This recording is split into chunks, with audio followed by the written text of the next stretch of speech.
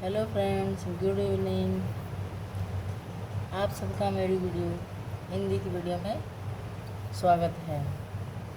तो आज मैं आपके लिए नया टॉपिक लेके आई हूँ, अनुस्वार व अनुनासिक में अंतर। तो बिना देरी किए हुए वीडियो को आगे देखते हैं। तो जैसे कि आज मैंने आपके लिए यह वीडियो बनाई है, अनुस्वार व अनुनासिक में अंतर। तो पहली बात तो अनुस्वार देखते हैं कि अनुस्वार होता क्या है। अनुस्वार छोटे छोटे शब्दों में तो ये है कि जो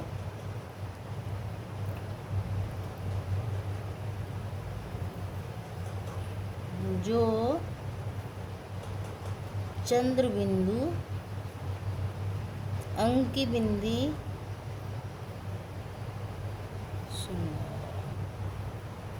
हेलो फ्रेंड्स, गुड इवनिंग। कैसे हो आप सब लोग? आप सब स्वागत है आप सबका मेरी हिंदी की वीडियो में।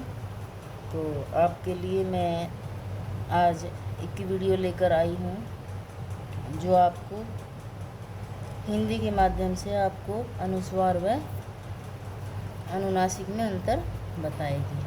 अनुनासिक व अनुस्वार में क्या अंतर होता है, क्या पहचान होती है। तो चलिए बिना देरी किए हुए इस वीडियो को आगे देखते हैं। जैसा कि अनुस्वार, सबसे पहले हम जानते हैं कि अनुस्वार के उच्चारण कहाँ से होते हैं। पहली बात, अनुस्वार के उच्चारण में नाक से अधिक सांस निकलती है। अनुस्वार के उच्चारण में नाक से अधिक सांस निकलती है और मुख से कम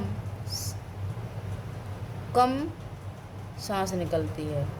मुख से कम सांस निकलती है, जैसे अंग, रंग, भंग इत्यादि। तो ये तो हो गए हमारे अनुस्वार की परिभाषा की विशेषता, अनुस्वार की विशेषता। ठीक है।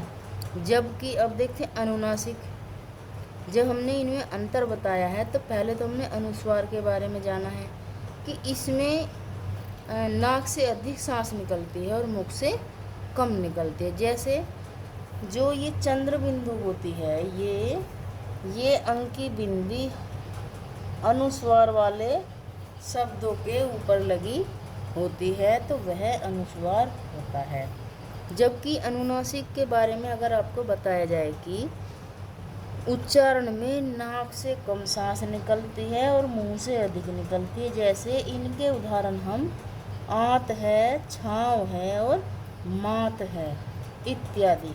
अनुनासिक में चंद्र बिंदु को महत्व दिया जाता है और अनुस्वार में अंकी बिंदी को महत्व दिया जाता है। जहाँ अंकी बिंदी लगी होगी वहाँ अनुस्वार शब्द बन जाएगा, जहाँ चंद्र बिंदु लगी होगी वहाँ अनुनासिक शब्द बन जाएगा। जैसे कि अभी हमने आपके सामने बताया, आंत, छाँव और मात। ठीक है। अब देखते हैं हम इसके 3 भागों में अंतर बताए गए हैं, 3 पॉइंट में अंतर बताए गए हैं। तो हम देखते हैं, पहला पॉइंट हमारा हो चुका है, दूसरे पॉइंट पे हम आते हैं। अनुस्वार में ध्वनि प्रकट करने के लिए वर्ण पर बिंदु लगाया जाता है। कौन से बिंदु की बात कर रहे हैं हम? इस बिंदु की बात कर रहे हैं, इस बिंदु की बात कर रहे हैं हम, इस बिंदु की। अनुस्वार में ध्वनि प्रकट करने के लिए वर्ण पर बिंदु लगाया जाता है, इसलिए कि यह व्यंजन ध्वनि होती है। यह व्यंजन के अंतर्गत आता है, यह भी एक ध्वनि होती है व्यंजनों के अंतर्गत। ठीक है।